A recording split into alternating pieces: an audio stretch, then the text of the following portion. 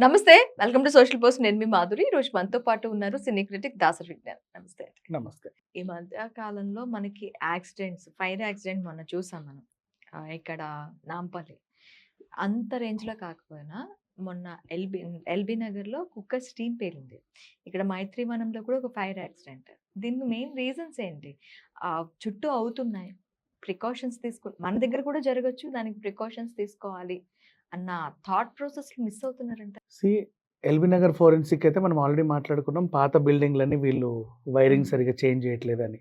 హ్మ్. Same problem repeat అయింది మైత్రివనంలో కూడా. హ్మ్. అండ్ మైత్రివనం దగ్గర ప్రమాదం జరిగితే ఏ చిన్న దాంట్లో ప్రమాదం జరిగినా అన్నీ తగలపడతాయి. ఎటు చూడు ఫ్లెక్సీలు అన్ని ఇన్‌స్టిట్యూట్‌లే. ప్రతి ఇన్‌స్టిట్యూట్‌లోనూ పుస్తకాలు, పేపర్‌లు, డాక్యుమెంట్లు ఇవేగా ఉండేవి. ఇంకేముంటాయి? సిస్టమ్స్. 100% ఇవే ఉంటాయి. కాబట్టి ఇక్కడ ప్రమాద తీవ్రత కొంచెం ఎక్కువుంటది. ఏదైనా ఒక దగ్గర జరిగితే అంటే అలా స్ప్రెడ్ అవ్వడానికి. ఈ ఓల్డ్ బిల్డింగ్‌లా వాళ్ళు చూసుకుంటారు. ఇప్పుడు అది గవర్నమెంట్ బిల్డింగే, ఇది గవర్నమెంట్ బిల్డింగే. సో, హ్మ్. వీళ్ళు ఈ మధ్య కాలంలో కొంచెం టేక్ కేర్ తీసుకుంటారని అనుకుంటున్నా. ఇప్పుడు అసలు విషయానికొస్తే ఈ ప్రైవేట్ బిల్డింగ్ చట్నీస్ ఏంటి? It's a tiffin centre. ఇప్పుడు రోడ్డు మీద ఉన్న టిఫిన్ సెంటర్ దగ్గర జనాలు గుమిగూడు ఉంటారు కదా! నిలబడి తినలేక, ఏం చేయలేక ఇది కొంచెం నీట్‌గా ఉంటది. అథెంటిక్‌గా ఉంటది అని జెప్పేసి ఇక్కడికి వెళ్తా ఉంటారు. ఎంత నీట్‌గా ఉన్నా, ఎంత అథెంటిక్‌గా ఉన్నా కిచెన్ ప్రాపర్‌గా లేకపోతే నీకొచ్చే ప్రమాదాలు ఇట్లా ఉంటాయి. కిచెన్‌లో ఏం జేస్తారు వాళ్ళు? దోసకి సెపరేట్ ఒక ఇది. ఈ ఆయిల్‌లో వేంపే వాటికి సెపరేట్ ఒక సెక్షన్. రైస్ ఐటెమ్స్ ఒక దగ్గర. ఇంకేమన్నా ఇడ్లీ సెటప్ ఇంకో దగ్గర. ఈ మధ్య కాలంలో ఇడ్లీ ఏం జేసిందంటే పాపం ఒళ్ళు పెరిగింది ఇడ్లీకి. ఓకే. తట్టే ఇడ్లీలయిపోయాయి అవును. ఆల్‌మోస్ట్. అంటే అది నచ్చుతుంది. ఒకటి తింటే చాలు ఏదో కడుపు నిండిన ఫీలింగ్ అవును. వస్తుంది. అవును. ఇప్పుడు కాదు. అది ఇంతకు ముందు నుండి ఉండేది మనకి.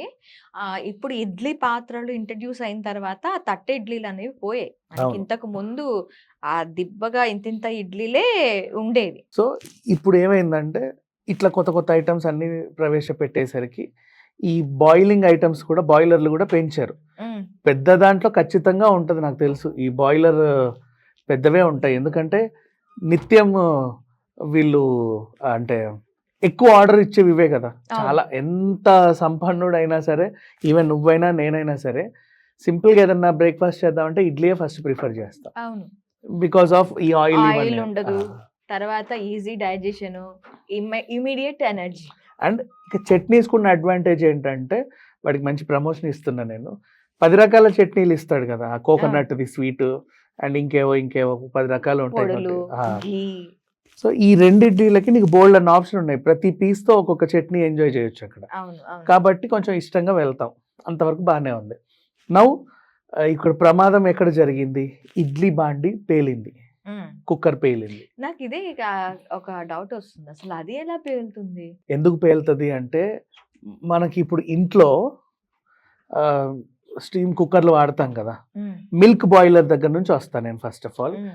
మిల్క్ బాయిలర్ ఆహ్, సైడ్‌కి పొగలొచ్చేటప్పుడు చిన్నగా సౌండొచ్చి సౌండొస్తుంది. విజిలొస్తుంది. ఆ వేపర్ అంతా వెళ్ళిపోతా ఉంటది.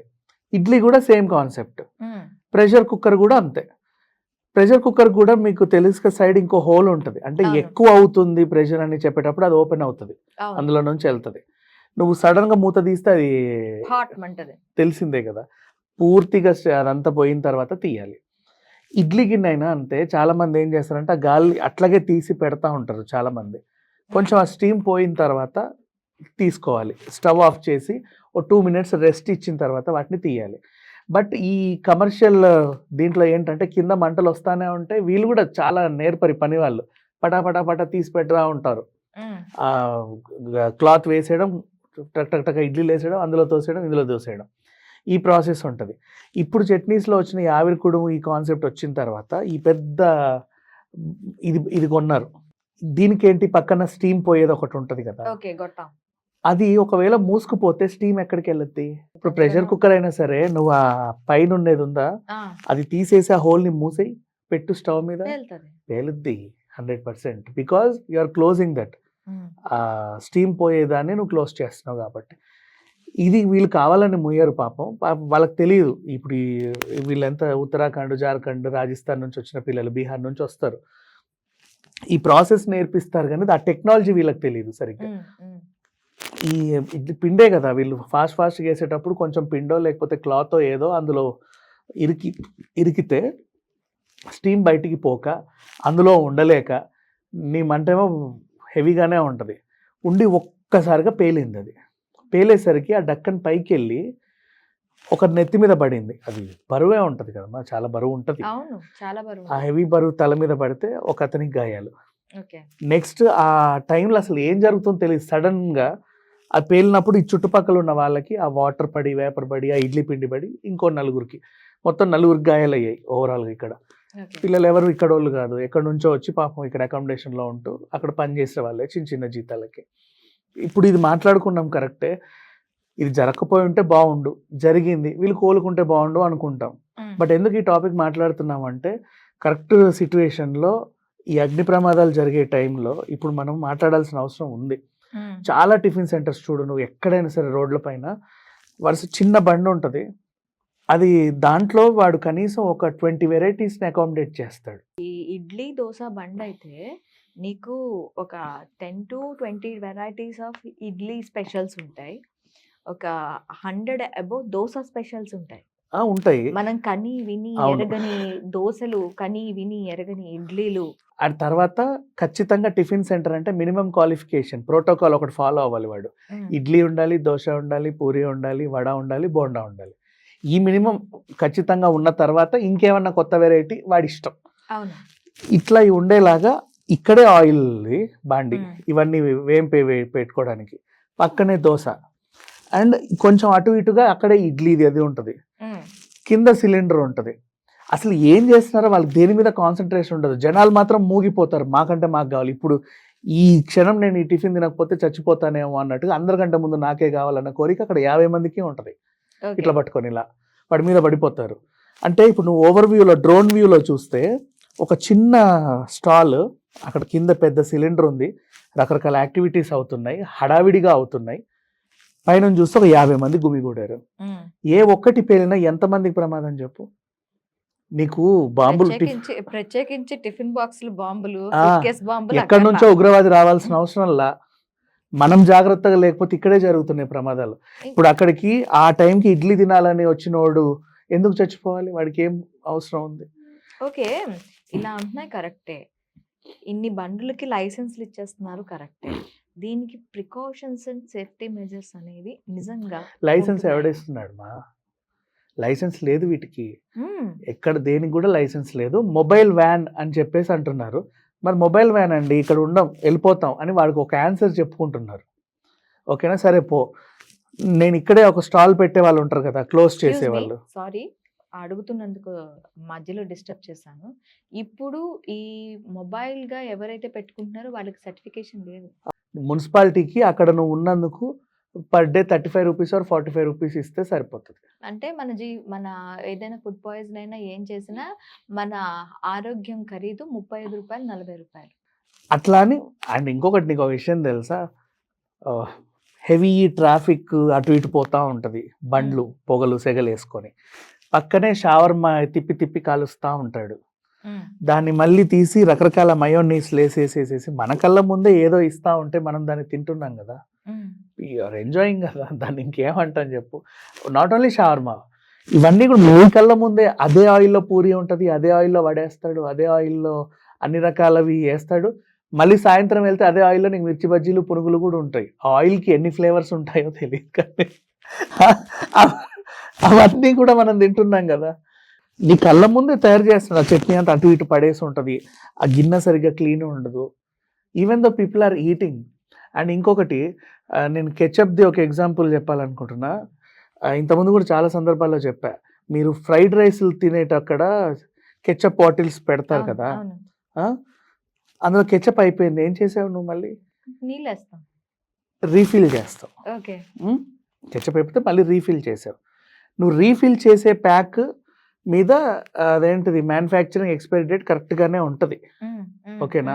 ఆల్రెడీ మరి బాటిల్కి ఉన్న ఎడ్జెస్లో ఉన్న అది బిఫోర్ రీఫిల్లింగ్, యాక్చువల్గా ఏం చేయాలి, రీఫిల్కి ముందు ఏం చేయాలి, దాన్ని స్టెరిలైజ్ చేసుకోవాలి. నువ్వు వేడి నీళ్ళలో స్టెరిలైజ్ చేసి పూర్తిగా కడిగి ఆరిన తర్వాత మళ్ళీ రీఫిల్ చేయాలి. బట్ ఎవరు చేస్తున్నారు చెప్పు, ఒక్క దగ్గర చూపించు నాకు. నో, ప్రతి బేకరీ ఇంతే, మూత తీయడం అయిపోయిందా ఫిల్ చేయి, అయిపోయిందా ఫిల్ చేయి. ఇది ఫిల్ చేసేదానికి ఎక్స్పైరీ ఉంది, కొత్తదే వేస్తున్నావు, ఆల్రెడీ దాంట్లో పేరుకుపోయింది పాడవుతుంది కదా. సార్ మీరు ఇంత హైజీనిక్ అయితే మా వల్ల కాదు సార్. అది కెచప్ షెల్ లైఫ్ 1 month కంటే ఎక్కువ ఉండదు మా. అవును. అది టొమాటో కెచప్, అది అంతే. అది ఏమి ఊరగాయ కాదు 10 సంవత్సరాలు ఉండడానికి. దానికంటే ఒక షెల్ లైఫ్ ఉంటుంది. ఇది 4 నెలలైనా 5 నెలలు 6 నెలలైనా అలాగే ఉంటుంది దాని ఎడ్జెస్.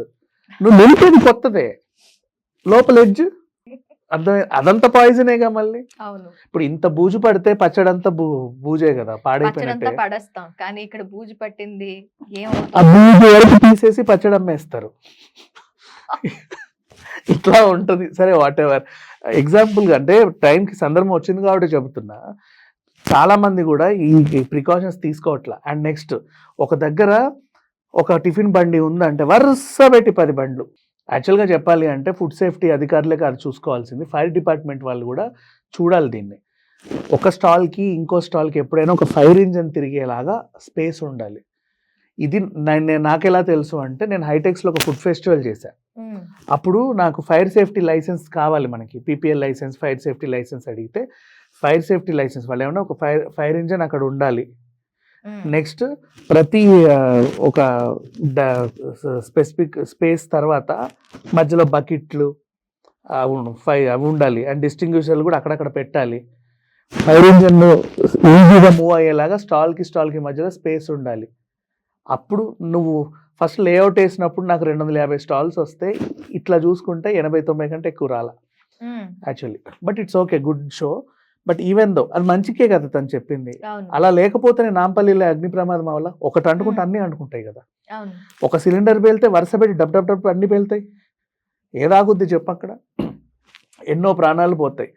సో నీ హడావిడి అర్థమైంది, నీకు టిఫిన్ చేయాలని ఉంది, వెళ్ళావు కరెక్టే. ఇంకా చాలా టిఫిన్ సెంటర్స్ చూడు, ఇంతే డబ్బా ఉంటుంది, దాని లోపలే వాళ్ళు మగ్గి చేస్తూ ఉంటారు. అక్కడే సిలిండర్, అక్కడే అక్కడే గబగబా ఇచ్చేస్తూ ఉంటారు. బయట ఇంతమంది జనాలు ఉంటారు. వెళ్ళి చూడు మా అమీర్పేటలో, ఎస్ఆర్ నగర్లో, కూకట్పల్లిలో, దిల్సుఖ్ నగర్లో, రోడ్లపైన ఎన్ని టిఫిన్ సెంటర్లు, జనాలు ఎలా ఎగబడుతుంటారు, వాళ్ళ కొంచెం కదలరు.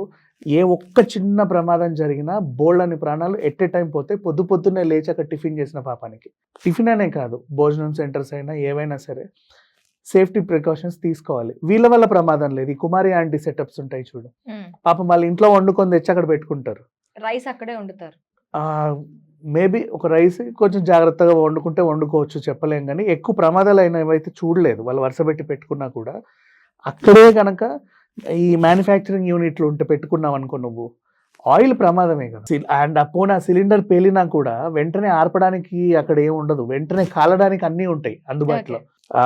అన్ని చెక్కతో తయారు చేసినవే, పైన కూడా కప్పేవి, జస్ట్ అంతే కదా, కప్పేవి కూడా బ్లూ కలర్ మ్యాట్లు, అవే ఈజీగా తగలబడ్డానికి సిద్ధంగా ఉండే ఐటమ్స్ అన్నీ అక్కడ ఉంటాయి ఏ ప్రమాదం జరిగినా. ఇట్లాంటివన్నీ ఇప్పుడు ఇంత పెద్ద క్లోజ్డ్ మాల్ లాంటి ఒక బిల్డింగ్లోనే జరిగిందంటే వీళ్ళ పరిస్థితి చూడు, ఒకసారి ఆలోచించుకో.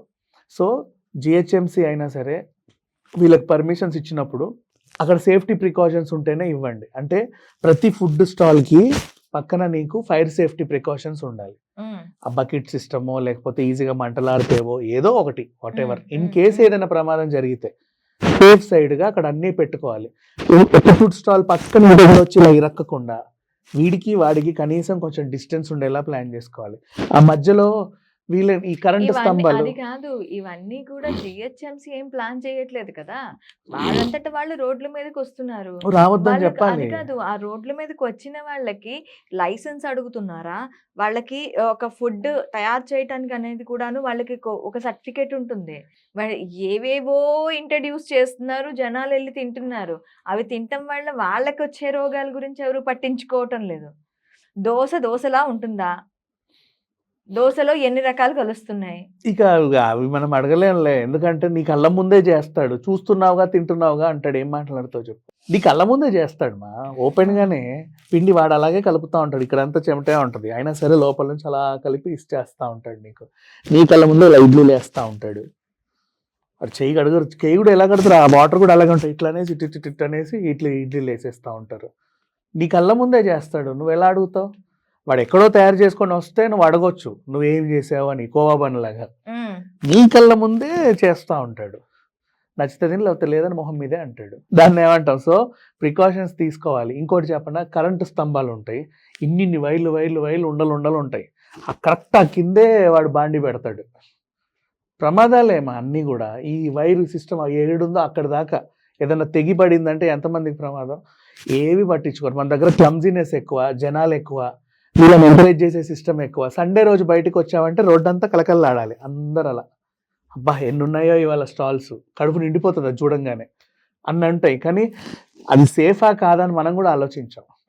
ఇరికిరిగ్గా వెళ్ళి అయినా సరే అబ్బా అంటే కంటికి పండగ, అది ఏదో ఒక తిరునాళ్ళ వాతావరణం కనిపిస్తుంది. Exactly, but that is not safe. ఇప్పటికైనా గవర్నమెంట్ కొంచెం వాటి గురించి ఆలోచించి ఫస్ట్ అలాంటి పెద్ద హోటల్స్ లోనే అయ్యాయంటే ఇలాంటి వాటిల్లో ఎలా ఎంతవరకు సేఫ్టీ మెజర్స్ పాటిస్తున్నారు, అండ్ ఫుడ్ విషయంలో కూడా ఎంతవరకు వాళ్ళు హైజెనిక్ గా ఉంటున్నారు. సిలిండర్ ఎంత ఈజీగా వెలిగిస్తారు తెలుసా? నాకు ఇంట్లో కూడా భయమే సిలిండర్ వెలిగించడానికి. వీళ్ళు టప్ టప్ టప్ టప్ టప్ టప్ అనేసి లేదా ఒక అగ్గిపులకి అట్లేసి భగ్ అనేస్తుంది. చాలా సింపుల్గా, అంటే హై క్వాలిఫైడ్ షెఫ్స్ లాగా దే బిహేవ్. అది మెచ్చుకోవచ్చులే, తప్పులేదు. కానీ ఇన్ కేస్ ఏమైనా ప్రమాదం జరిగితే దాని తీవ్రత చాలా ఇదిగా ఉంటుంది. అందుకని చెప్తున్నా, గబగబ గబగబ ఆర్పేస్తారు, గబగబ గబ వేసేస్తారు, టప్ టప్ టప్ టప్ అనేస్తారు, వెంటనే బాండి తీసి బాండి.